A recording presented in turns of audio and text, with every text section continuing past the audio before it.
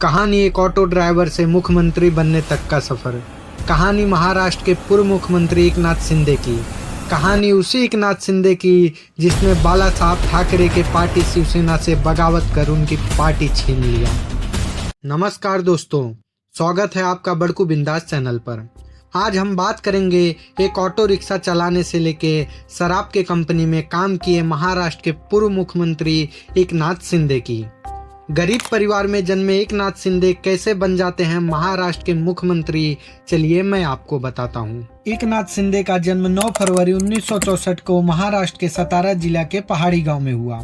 एकनाथ शिंदे का बचपन बहुत ही गरीबी में बीता। एकनाथ शिंदे के माता पिता शिंदे के बेहतर भविष्य के लिए मुंबई के ठाणे शहर में आ जाते हैं। ठाणे शहर आने के बाद उनकी प्रारंभिक शिक्षा मंगला हाई स्कूल से किया। आर्थिक स्थिति न सही होने के कारण उन्हें अपना शिक्षा बीच में ही छोड़ दिया। एकनाथ शिंदे अपने परिवार का पालन पोषण करने के लिए रिक्शा चलाने लगे और शराब के फैक्ट्री में भी काम किया। समय आता है 1980, जब बाला साहब ठाकरे से प्रभावित होकर उन्होंने शिवसेना ज्वाइन कर लिया।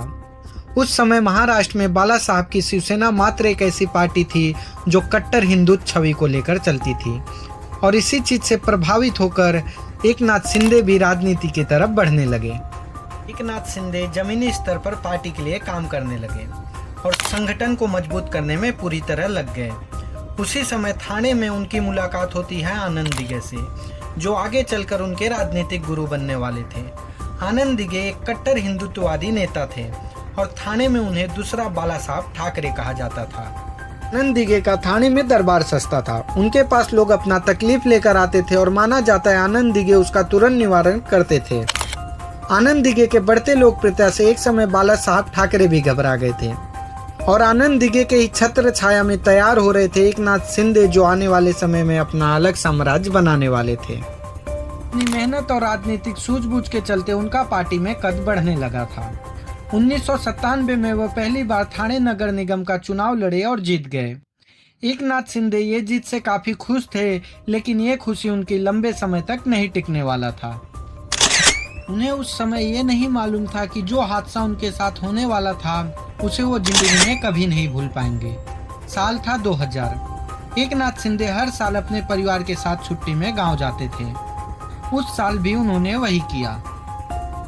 उनके घर के पास एक लेक था जिसमें वो अपने बच्चों के साथ बोटिंग के लिए गए।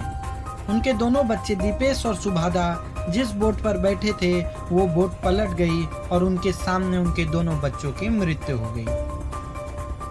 इस हादसे से एकनाथ शिंदे पूरी तरह टूट गए और राजनीति छोड़ने का मन बना लिया। लेकिन उस समय उनके राजनीतिक गुरु रहे आनंद दिघे ने उन्हें सहारा देते हुए समझाया और कहा, अब से तुम्हारा परिवार काफी बड़ा है और तुम्हें जनता के लिए जीना और उनकी सेवा करना है। एकनाथ शिंदे अपने गुरु के बोलने पर वापस राजनीति की तरफ आ जाते हैं, लेकिन कहते हैं ना, जीवन में अच्छा दिन देखने से पहले तुम्हें बुरे दिन से लड़ना पड़ता है। उनके राजनीतिक गुरु रहे आनंद दिघे सन 2000 में उनका साथ छोड़ गए। उनका 26 अगस्त सन 2000 में एक एक्सीडेंट में मौत हो गया। आनंद दिघे के मृत्यु के बाद एकनाथ शिंदे के ऊपर जिम्मेदारी बढ़ गई। आने वाले समय में उनका राजनीतिक कद बढ़ने वाला था। साल आता है 2004। महाराष्ट्र में विधानसभा चुनाव होना था। आनंद दिघे के जाने के बाद ठाणे की सीट खाली थी। शिवसेना ने एकनाथ शिंदे को सीट दिया और शिंदे 37,000 वोटों से जीतकर अपने बड़े राजनीतिक पारी की शुरुआत की।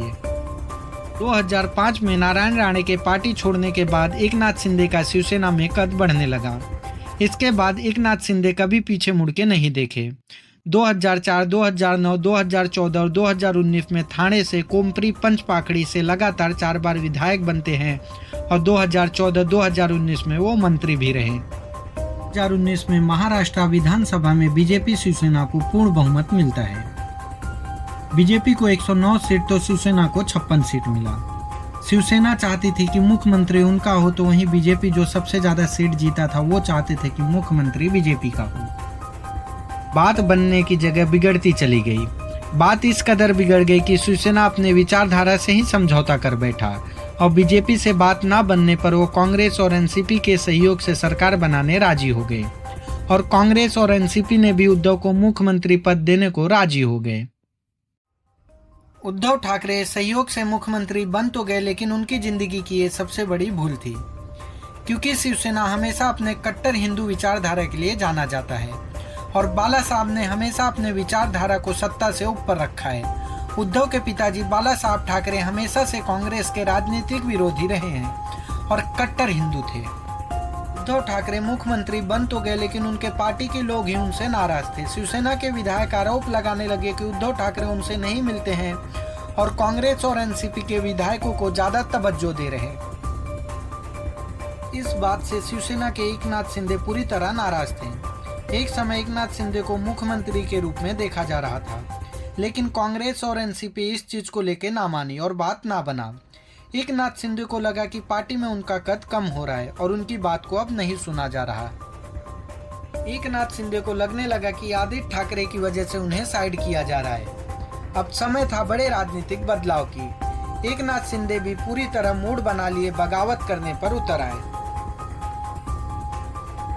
एकनाथ शिंदे लगभग 25 विधायक जो शिवसेना के साथ थे उनको लेकर सूरत जा पहुंचे। माना जाता है इसमें उनका साथ बीजेपी के देवेंद्र फडणवीस और दिल्ली से अमित शाह दे रहे थे। एकनाथ शिंदे ने सरकार बनाने का मूड बना लिया। शिंदे के बगावत के बाद शिवसेना बहुमत साबित न कर पाई और विधानसभा में उनकी सरकार गिर गई। अब यहाँ से खेल शुरू करते हैं एकनाथ संभाजी शिंदे। उन्होंने बीजेपी के सहयोग से सरकार बना डाली और महाराष्ट्र के 20वें मुख्यमंत्री के रूप में शपथ लिया। उन्होंने शपथ लेते समय शिवसेना पार्टी के स्थापना करने वाले बाला साहब ठाकरे और अपने राजनीतिक गुरु आनंद दिघे का नाम लेना ना भूले। एकनाथ शिंदे ने शिवसेना पार्टी भी छीन लिया, जो उद्धव के लिए सबसे बड़ा चुनौती था बचाने के लिए। कानूनी प्रक्रिया में शिंदे के पास बहुमत होने की वजह से उद्धव को अपना पार्टी भी गंवाना पड़ा। ये वही शिंदे हैं जो शिवसेना के सुप्रीमो बाला साहब के सामने हमेशा नतमस्तक रहते थे। उनके बेटे से उनकी पार्टी ही छीन ली। जब उन पर पार्टी चोरी का आरोप लगा तो उन्होंने कहा कि हम ही असली शिवसैनिक हैं। उद्धव ठाकरे सत्ता के लालच में बाला साहब के विचारधारा को बेच दिया था। एकनाथ शिंदे जून 2022 से लेकर नवंबर 2024 तक महाराष्ट्र के मुख्यमंत्री रहे। 2024 में महाराष्ट्र इलेक्शन जब हुआ तो बीजेपी और शिवसेना और अजित पवार की एनसीपी साथ लड़ी। वहीं उद्धव ठाकरे को मिसाल के रूप में सिंबल मिला। वहीं उद्धव ठाकरे, कांग्रेस और शरद पवार की एनसीपी भी साथ में लड़ा। बीजेपी और शिवसेना ने अच्छा प्रदर्शन किया और बीजेपी को 132 सीट मिला, शिवसेना को 57, अजित पवार के एनसीपी को 41। बीजेपी, शिवसेना और अजित पवार के एनसीपी ने मिलकर वापस महाराष्ट्र में सरकार बनाई, लेकिन इस बार बीजेपी की सीट ज्यादा थी तो मुख्यमंत्री देवेंद्र फडणवीस बने। वहीं एकनाथ शिंदे और अजित पवार उप मुख्यमंत्री बने। ये कहानी है एक रिक्शा ड्राइवर से जो शून्य से महाराष्ट्र के सिंहासन को संभाला। ये कहानी है एकनाथ संभाजी शिंदे की। चलिए वीडियो को करते हैं यहीं पर समाप्त और फिर मिलेंगे नए वीडियो में नए कहानी के साथ। अगर आप चैनल पर नए हो तो सब्सक्राइब कर अपना प्यार बनाए रखें।